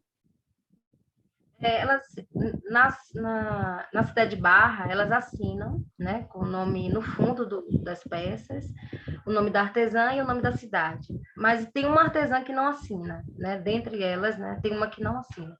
Já no povoado de Passagem, elas não assinam, não tem nenhuma autoria. Inclusive, a gente não tem etiquetas, né? Porque o Mauá, quando fazia um trabalho, né, junto às comunidades, eles tinham essa preocupação de criar as etiquetas, né? Mas como a gente não tem mais essa assistência, então a gente não tem como identificar, né? E a mesma coisa para o trabalho com fibras, né? Não existe identificação. Você tem que perguntar ao vendedor, né, ou na feira, ou no lugar que a gente encontra, de onde é aquela peça, porque a gente não tem nenhuma... elas não firmam, né, as peças, não tem autoria, né? Então fica difícil até identificar artista, né, e o seu local de origem, né, por conta dessa falta de assinatura. E a Renata Cardoso diz assim, que bacana, me lembrou bastante as paneleiras de Goiabeiras aqui no Espírito Santo. Gostaria de perguntar quando abrir o debate sobre a relação dessas comunidades com o poder público e ou academia, iniciativas para o registro no IPHAN, e ou se já existe, enfim, qual é a situação, né, quer dizer, nesse sentido. Aqui elas, durante um tempo, elas tiveram um apoio muito significativo, né, do Centro Nacional de Folclore e Cultura Popular daí do Rio de Janeiro, que levavam as peças, né, para o museu, né, para a Sala do Artista Popular. O Mauá, durante um tempo também, que, né, até 2008 a gente ainda vê, até 2005 mais ou menos, a gente vê a atuação do Mauá aqui, muito importante, só que já tem mais de 10 anos que elas não recebem nenhum tipo de apoio, nenhum tipo de assistência em relação à produção, à comercialização, que é o que elas têm mais dificuldade, né, porque elas moram na zona rural, então é muito difícil elas chegarem na sede da cidade para botar nos correios, para os correios levar para outras localidades, né? E é caro, é custoso para elas. Então, muitas desistiram mesmo de fazer, estão desistindo dessa produção por conta desse processo de comercialização, porque elas não têm, né, nenhum apoio, então elas são sozinhas para, né, produzirem, para comercializarem, né? Então, não existe também nenhum trabalho, né, de registro, né, de tentativa de registro, né, dessa produção junto ao IPHAN ou ao IPAC, né? Pelo menos eu não obtive nenhum tipo de notícia sobre isso. Mas aqui a gente, né, talvez esse trabalho tenha esse objetivo, né, de chamar a atenção, né, sobre essa produção, né, e quem sabe os organismos, né, estaduais e municipais eles comecem a pensar em políticas para o setor, né, porque o que a gente vê é que essa produção ela há, né, por exemplo, a organização de exposições, mas não existe uma assistência continuada, né, e efetiva, né, em relação aos espaços, elas precisam, por exemplo, de mobiliário, né, para acondicionar melhor as peças, principalmente em relação à cerâmica, que é um material muito frágil, então elas não têm apesar de ser uma atividade considerada patrimônio, né, imaterial pela Unesco, a gente vê que esses objetos, essa produção e essas artesãs não são, né, valorizadas, né, nem sua produção tem esse reconhecimento. Mas a gente espera que isso mude, né? Obrigada. Bom, a Cristiana até no chat aqui colocaram assim, né, né, que as pessoas perguntando onde é que encontrava o filme. A Fátima colocou aqui no chat, mas a gente vai deixar lá na descrição também, né, quando, né, quer dizer, o evento já estiver disponível lá no YouTube, no canal do YouTube do Grupo Modus, aí a gente vai, né, colocar, né, quer dizer, a referência para que, né, quer dizer, todos possam acessar e ver, né, quer dizer, todo, né, quer dizer, o filme, né? Bom, mas ótimo, eu já ia perguntar. Pode falar, Luiz, por favor. Está sem som, liga o som, por favor. Eu achei que o Luiz quisesse falar, talvez ele pudesse falar primeiro, porque afinal de contas é o orientador, né? Também. Não. Você também. Você também. Então, eu falei também. Eu perguntei tanta coisa a ela durante o processo, mas assim, o que eu queria saber, ela terminou respondendo um pouco, que é realmente esse apoio governamental, tanto do governo do estado quanto das prefeituras. Que quando a primeira vez que eu fui em Barra, ela ainda estava fazendo a pesquisa, e assim, era nenhum apoio, sequer tinha uma loja no centro da cidade, porque o lugar onde elas produzem é um bairro mais afastado, então sequer tinha uma loja para comercializar a produção delas, né? E um dia desse eu entrei em contato com elas e elas me disseram, olha, eu posso vender para o senhor, mas não garanto que vai chegar inteira aí, porque o grande problema que elas têm hoje é do transporte terrestre, que quebra muito as peças chegam muito quebradas nos centros, né? Então, agora, a outra pergunta era assim, de que maneira seu trabalho repercutiu nessas comunidades, tem repercutido nessas comunidades? Obrigado, Luiz, desculpe ter entrado assim. E eu... Se então é isso. Né? Tinha que falar. Foi lá, professor. É um prazer revê-lo, mesmo de longe, né? Há 2 anos quase sem ir para Salvador. Mas eu penso, né, que porque agora eu terminei o trabalho justamente nesse período da pandemia, né? Inclusive eu fiquei paralisada, né? Porque eu tinha vários, né, projetos, queria desenvolver várias, né, ações, inclusive nas comunidades, né? Com esse trabalho de educação mesmo, né, com o patrimônio. Só que isso, né, não foi possível, né? Então, há toda uma... Eu acho que o meu trabalho pode contribuir nesse sentido de divulgação, né, de demarcação de que essa arte existe, que essas mulheres continuam produzindo, né? E quem sabe a gente possa chamar a atenção aí desses, né, dos organismos aqui responsáveis pela, né, preservação, conservação dessa arte, né? Eu percebi que porque o artesanato aqui na Bahia ele está, né, ligado a essa Secretaria de Trabalho, Emprego e Renda, né, esportes, emprego e renda, e eles agora, a partir de agora desse ano, eles começaram a fazer feiras, né, nas cidades. Eu, inclusive, já entrei em contato com eles, né, falando do meu projeto. Eu não sei se eles leram, porque depois disso eles começaram a fazer esses eventos nas cidades, né? Estou começando a mexer um pouco esse setor, né, do artesanato. Mas eu ainda vejo como problemático, porque são ações muito pontuais, né? Não são ações que pensam numa continuidade, né? Que esse trabalho requer, né? Uma assistência, né, mais efetiva, né? Então, eu penso em, né, fazer projetos, né, e trabalhar mais com esse tema e junto à comunidade, né, como uma forma também de devolver, né, a essa comunidade né, todo o trabalho, né, que eu fiz, né, o que eu de uma certa forma também, né, fui beneficiada, né, com essa pesquisa. Então, da minha parte, eu penso em projetos que possam visibilizar ainda mais essa produção e trazer pessoas que possam, né, de alguma forma, orientar essas mulheres, né? E eu estou atenta aos editais também. Mas eu acho que não é um trabalho de uma pessoa só, né? Eu acho que esses organismos, eles precisam realmente tomar essa responsabilidade, né, em relação a esse setor, que não é nem, na Bahia não é nem considerado patrimônio, né, porque ele não está vinculado a um órgão, ao IPAC, por exemplo, está vinculado a uma secretaria de trabalho, né, então é visto como uma mercadoria, né, mais do que um bem artístico e cultural.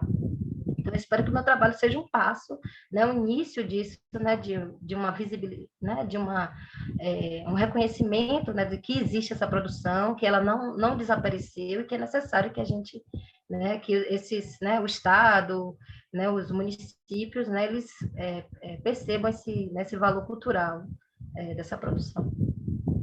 Obrigada, Jance. Luiz Cláudio, agora é você. Está sem som. Liga o microfone, por favor. A gente não tem muito tempo. Eu não sei bem por onde eu vou caminhar, mas eu queria fazer um comentário, assim, tentar ligar os dois trabalhos e também ver, enfim, diferenças.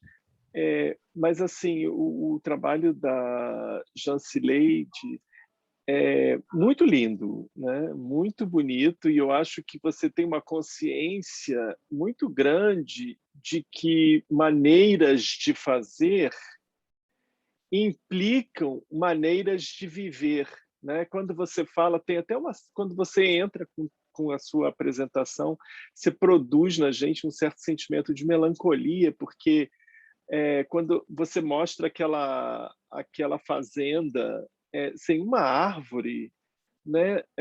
Fazenda de algodão, nossa, e depois o contraste de toda a... Então, a gente vê como maneiras de fazer implica maneiras de viver, quer dizer, aquela fazenda tem uma maneira de viver, né?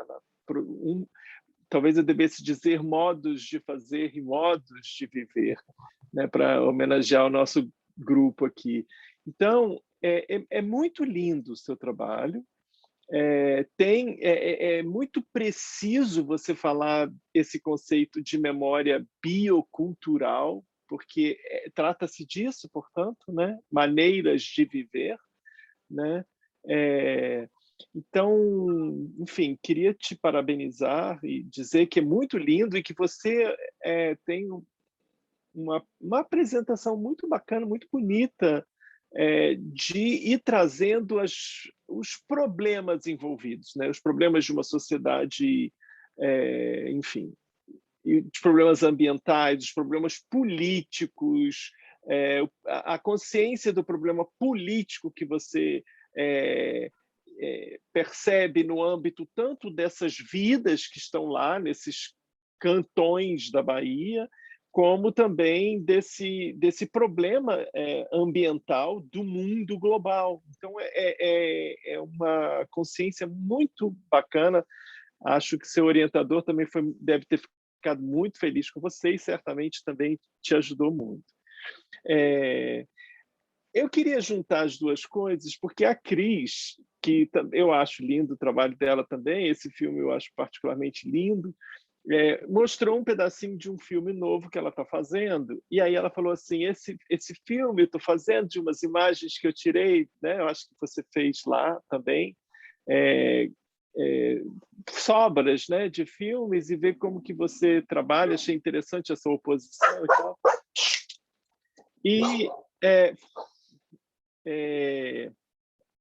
Mas você falou assim, deixar também um pouco o filme etnográfico. Aí eu fiquei pensando essa relação que vocês duas têm com a etnografia, né? É isso. Então, os dois trabalhos pensando essa etnografia e o fazer, porque a Cris tem uma preocupação muito particular com esse fazer. Ela falou tudo da materialidade, respondeu longamente, como é de sua característica, mas belíssima resposta à Marisa.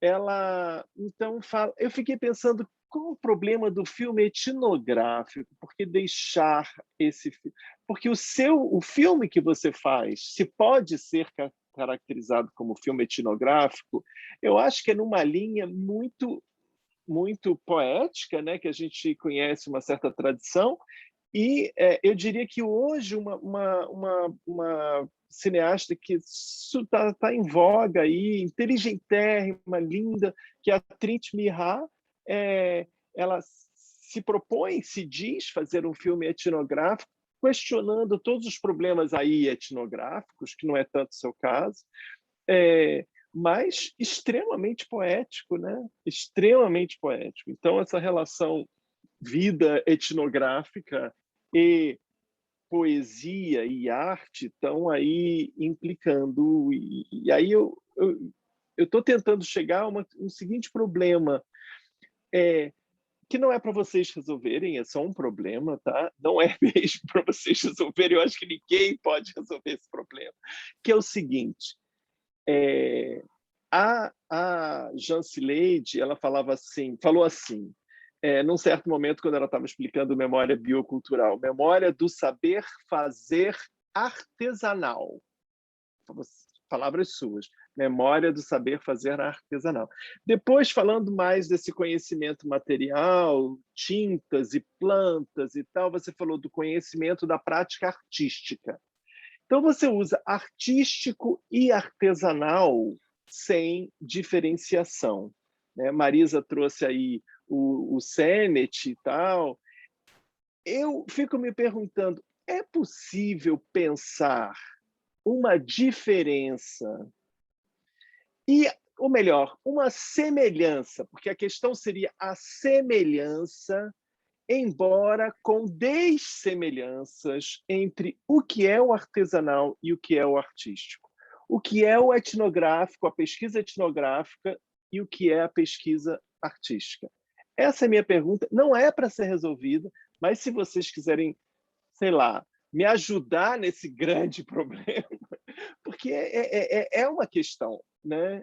A gente não pode tratar mais a diferença entre artesanal e artesanato de maneira a hierarquizar como se um pudesse ser uma tecnologia, né, que é um saber, um conhecimento, né, e o outro apenas um saber fazer, né, sem conhecimento, sem produção de conhecimento, sem produção de vida, sem implicação de vida.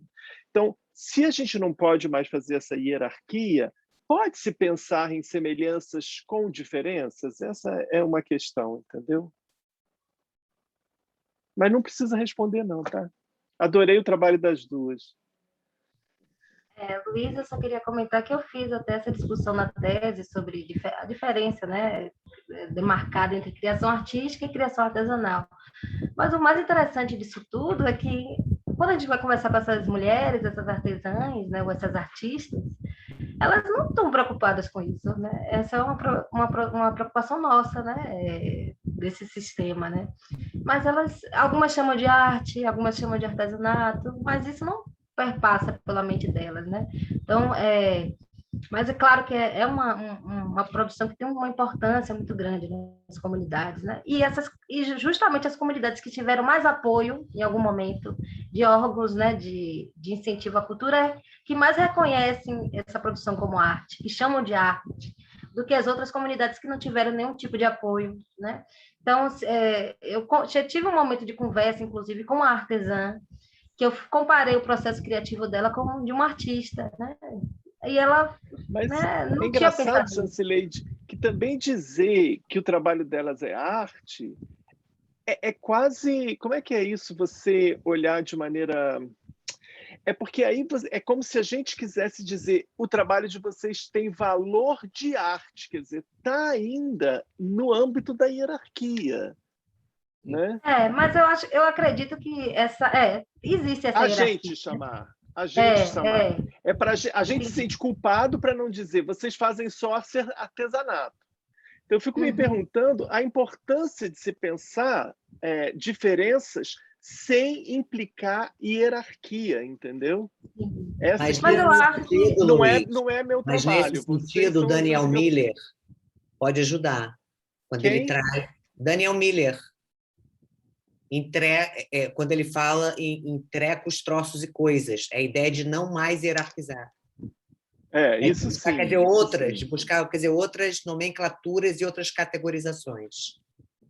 Em inglês é mais interessante porque é stuff, né? Quer dizer, o título dele original, né, em português foi traduzido para trecos, troços e coisas.